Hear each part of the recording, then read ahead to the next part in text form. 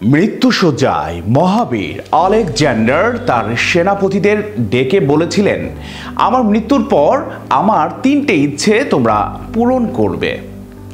আমার প্রথম অভিপ্রায় বা ইচ্ছে হচ্ছে শুধুমাত্র আমার চিকিৎসকরাই আমার কফিন বহন করবেন, অন্য কেউ না।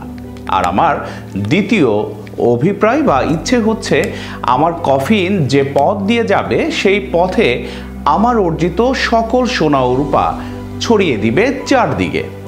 আর আমার শেষ অভিপ্রায় বা তৃতীয় ইচ্ছেটি হচ্ছে কফিন বহনের সময় আমার 2 হাত কফিনের বাইরে ঝুলিয়ে রাখবে।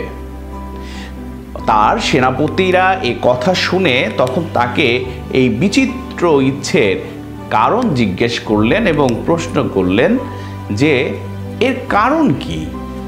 এবার দীর্ঘশ্বাস গ্রহণ করে আলেকজান্ডার বললেন, আমি দুনিয়ার সামনে 3টি শিক্ষা রেখে যেতে চাই।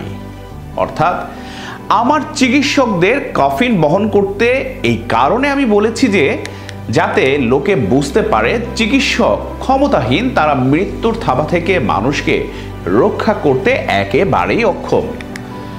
আর যাবার পথে সোনাদানা চারদিকে ছড়িয়ে রাখতে বলেছি এ কারণে সোনাদানার একটা কণাও আমার সঙ্গে যাবে না। এগুলো পাওয়ার জন্য সারাটা জীবন ব্যয় করেছি, কতই না সংগ্রাম আর কষ্ট করেছি, কিন্তু নিজের সঙ্গে কিছুই নিয়ে যেতে পারছি না। মানুষ বুঝুক এসবের পেছনে ছোটা মানে সময়ের অপচয় ছাড়া আর কিছুই নয়। এরপর কফিনের বাইরে আমার 2 হাত বাহিরে রাখতে বলেছি মানুষকে এটা বোঝানোর জন্য যে পৃথিবীতে খালি হাতে এসেছি, আজ পৃথিবী ছেড়ে যখন যাচ্ছি সেটিও খালি হাতেই।